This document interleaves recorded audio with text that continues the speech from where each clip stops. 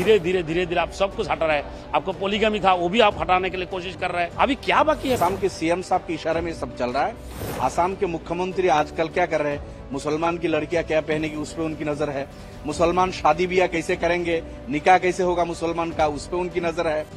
ಅಸ್ಸಾಂ ವಿಧಾನಸಭೆಯಲ್ಲಿ ಮುಸ್ಲಿಂ ಶಾಸಕರಿಗಿದ್ದಂತಹ 2 ಗಂಟೆಗಳ ನಮಾಜ್ ವಿರಾಮ ರದ್ದುಗೊಳಿಸಿರುವುದಾಗಿ ಅಸ್ಸಾಂ ಮುಖ್ಯಮಂತ್ರಿ ಹಿಮಂತ ಬಿಸ್ವಾ ಶರ್ಮಾ ಘೋಷಿಸಿದ್ದಾರೆ. ಇದು ಉತ್ಪಾದಕತೆಯನ್ನು ಅಥವಾ ಪ್ರೊಡಕ್ಟಿವಿಟಿಯನ್ನು ಹೆಚ್ಚಿಸುವ ಮತ್ತು ವಸಾಹತುಶಾಹಿ ಯುಗದ ಅಭ್ಯಾಸಗಳನ್ನು ಕೊನೆಗೊಳಿಸುವ ಒಂದು ಹೆಜ್ಜೆ ಅಂತ ಸರ್ಕಾರ ಹೇಳಿಕೊಂಡಿದೆ. ಮುಸ್ಲಿಂ ಶಾಸಕರು ಮತ್ತು ಸಿಬ್ಬಂದಿ ಸದಸ್ಯರಿಗೆ ಶುಕ್ರವಾರ ಪ್ರಾರ್ಥನೆ ಅಥವಾ ನಮಾಜ್ಗಾಗಿ ಅಸ್ಸಾಂನಲ್ಲಿ ಈ ಹಿಂದೆ 2 ಗಂಟೆಗಳ ಕಾಲ ಬಿಡುವನ್ನು ಕೊಡಲಾಗ್ತಾ ಇತ್ತು. ಆದರೆ ದೀರ್ಘಕಾಲದ ನಿಬಂಧನೆಯನ್ನ ಶುಕ್ರವಾರವೇ ಅಸ್ಸಾಂ ಸರ್ಕಾರ ತೆಗೆದುಹಾಕಿದೆ. ಅಂದ್ರೆ ತುಂಬಾ ಸಮಯದಿಂದ ನಡ್ಕೊಂಡು ಬಂದಿದ್ದಂತಹ ಒಂದು ಪದ್ಧತಿಯನ್ನ ಅಸ್ಸಾಂ ಸರ್ಕಾರ ಶುಕ್ರವಾರ ತೆಗೆದುಹಾಕಿದೆ. ಈ ನಿರ್ಧಾರವನ್ನ ಬೆಂಬಲಿಸಿದಂತಹ ವಿಧಾನಸಭೆ ಸ್ಪೀಕರ್ ಬಿಸ್ವಜಿತ್ ಡೈಮರಿ ಮತ್ತು ಶಾಸಕರಿಗೆ ಮುಖ್ಯಮಂತ್ರಿ ಶರ್ಮಾ ಕೃತಜ್ಞತೆಯನ್ನು ಸಲ್ಲಿಸಿದ್ದಾರೆ. ಜುಮ್ಮಾ ವಿರಾಮವನ್ನ ರದ್ದುಪಡಿಸುವ ಮೂಲಕ ಶಾಸಕಾಂಗ ಉತ್ಪಾದಕತೆಗೆ ಆದ್ಯತೆ ನೀಡ್ತಾ ಇದ್ದಾರೆ ಅಂತ ಒತ್ತಿ ಹೇಳಿದ್ದಾರೆ. ಈ ಬಗ್ಗೆ ಎಕ್ಸ್ನಲ್ಲಿ ಪೋಸ್ಟ್ ಮಾಡಿರುವ ಸಿಎಂ ಹಿಮಂತ ಬಿಸ್ವಾ ಶರ್ಮಾ 2 ಗಂಟೆಗಳ ಜುಮ್ಮಾ ವಿರಾಮವನ್ನು ತೆಗೆದುಹಾಕುವ ಮೂಲಕ ಅಸ್ಸಾಂ ಅಸೆಂಬ್ಲಿಯು ಉತ್ಪಾದಕತೆಗೆ ಆದ್ಯತೆ ನೀಡಿದೆ, ವಸಾಹತುಶಾಹಿ ಪದ್ಧತಿಯನ್ನು ಕೊನೆ ಮಾಡಿದೆ, ಯಾವುದೇ ಧಾರ್ಮಿಕ ವಿಚಾರಗಳಿಲ್ಲದೆ ವಿಧಾನಸಭೆ ಕಾರ್ಯನಿರ್ವಹಿಸಬೇಕು ಅಂತ ಅಂದಿದ್ದಾರೆ. ಎಲ್ಲಾ ಅಸೆಂಬ್ಲಿ ಸದಸ್ಯರು ಮಾಡಿದಂತಹ ಸರ್ವಾನುಮತದ ನಿರ್ಧಾರದ ಭಾಗವಾಗಿ ಅಸ್ಸಾಂ ವಿಧಾನಸಭೆಯಲ್ಲಿ ನಮಾಜ್ ವಿರಾಮವನ್ನು ರದ್ದುಗೊಳಿಸಲಾಗಿದೆ. ಇನ್ನು ಶುಕ್ರವಾರದಂದು ಮಧ್ಯಾಹ್ನ 12ರಿಂದ 2 ಗಂಟೆವರೆಗೆ 2 ಗಂಟೆಗಳ ವಿರಾಮವನ್ನ ನೀಡಲಾಗ್ತಾ ಇತ್ತು. ಈ ಕುರಿತು ಒಂದು ಪೋಸ್ಟ್ ಅನ್ನ ಹಿಮಂತ ಬಿಸ್ವಾ ಶರ್ಮಾ ತಮ್ಮ ಎಕ್ಸ್ ಖಾತೆಯಲ್ಲಿ ಹಂಚಿಕೊಂಡಿದ್ದಾರೆ. ಅದರಲ್ಲಿ ಏನ್ ಬರೆದಿದ್ದಾರೆ ಅಂತಂದ್ರೆ, by doing away with the 2-hour Jummah break at Assam Assembly has prioritized productivity and shed another vestige of colonial baggage. This practice was introduced by Muslim Leagues, said Sadullah in 1937. My gratitude to Honorable Speaker Shri Biswajit Daimar, our legislator for this historical decision ಎಂಬಂತಹ post ಅನ್ನು ಹಾಕೊಂಡಿದ್ದಾರೆ. ಆದರೆ ಈ ಕುರಿತು Muslim ನಾಯಕರಿಗೆ ಅತ್ಯಂತ ಅಸಮಾಧಾನವಾಗಿದ್ದು, ನಮ್ಮ ಮುಸ್ಲಿಮರಿಗೆ ಇನ್ನೆಷ್ಟು ಕಾಟವನ್ನ ಕೊಡ್ತೀರಿ, ಬೇರೆ ಬೇರೆ ಕಾನೂನುಗಳನ್ನ ತಂದಿದ್ದೀರಿ, ನಮಗೆ ಅನೇಕ ಸಮಸ್ಯೆಗಳನ್ನು ಉಂಟು ಮಾಡ್ತಾ ಇದ್ದೀರಿ, ಇನ್ನೆಷ್ಟು ಕಾಟವನ್ನ ಕೊಡ್ತೀರಿ ಅಂತ ಹೇಳಿ ಅಸಮಾಧಾನವನ್ನ ಕೂಡ ವ್ಯಕ್ತಪಡಿಸಿದ್ದಾರೆ.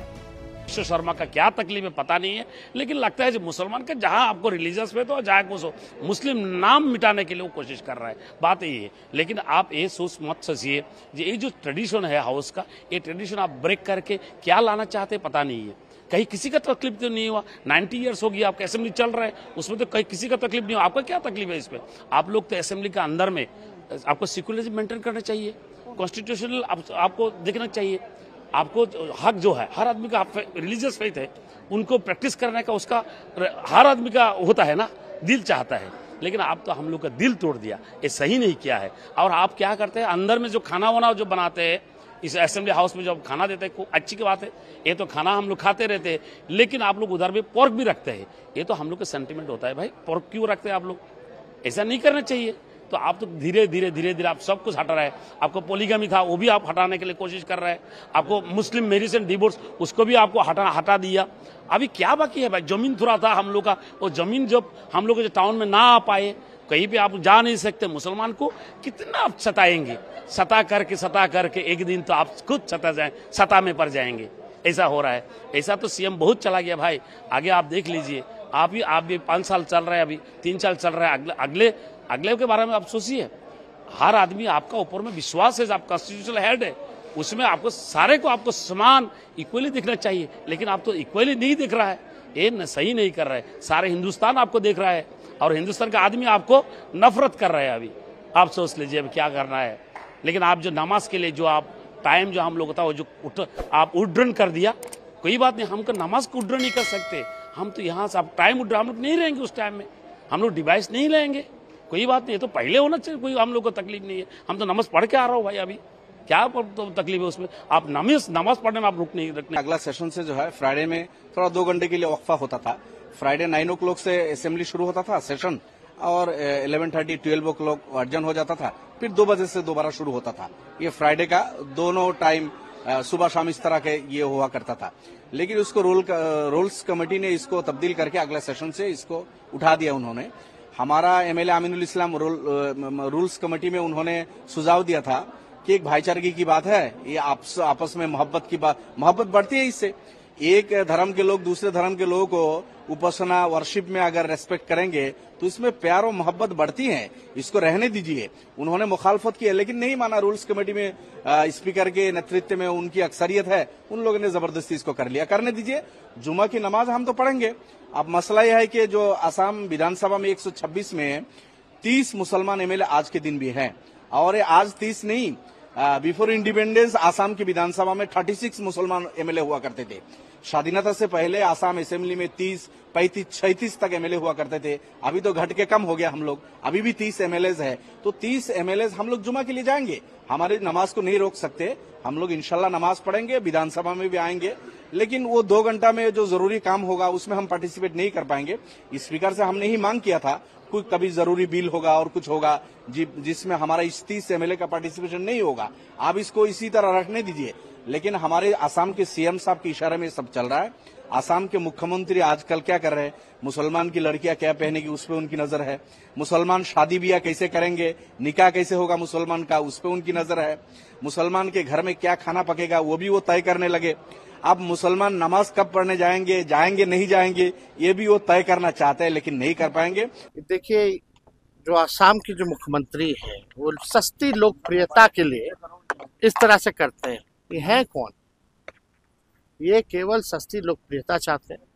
और ये भाजपा के लोगों ने मुसलमान भाइयों को एक सॉफ्ट टारगेट बना लिया है। कभी वक्फ बोर्ड का आ जाता है बिल, कभी सीए एनआरसी का आ जाता है बिल। किसी ना किसी प्रकार से ये माइनॉरिटी के लोगों को, अल्पसंख्यक को, ये भाजपा के लोग तंग करना चाहते हैं, समाज में नफरत घृणा पैदा कराना चाहते हैं।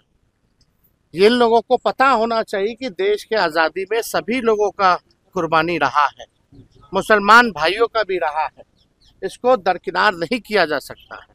और इस देश में संविधान के अनुसार सभी को जो है इजाज़त है, हर धर्म को समानता है, हर धर्म का मान्यता है, ये हमारे संविधान में। See, as everybody says, India is a secular country. So if you see in that context, if somebody is taking a break for a Jummah namaz, then obviously we Hindus can also get a break for our temples, or if some rituals are there at home, we can ask for a break, but only for a specific reason, for a specific community's break has been given since so long before independence. I think it's a historic decision. As all religions are same, if somebody wants to go for a namaz, he can go and do his namaz, or what they can ask is they can ask for a room or special space. We have seen in airports, we have seen in many places where there are special rooms are kept to go for a Jummah namaz. They can ask for room, but why 3 hours break? We have many decisions, we have many, today is Friday and still it's almost going to be 4:18. Until 5 we will be having our assembly. If this 3 hours break was supposed not happen, then we could have finished our assembly today by 3 o'clock. But it has to be extended till 5 o'clock. Why? Because there was a break of 2.5 hours or 3 hours for a Jummah namaz. And this namaz can be performed. There is a masjid nearby our assembly. Or they can ask for a separate room where they can do their rituals. So I think it's a historic decision.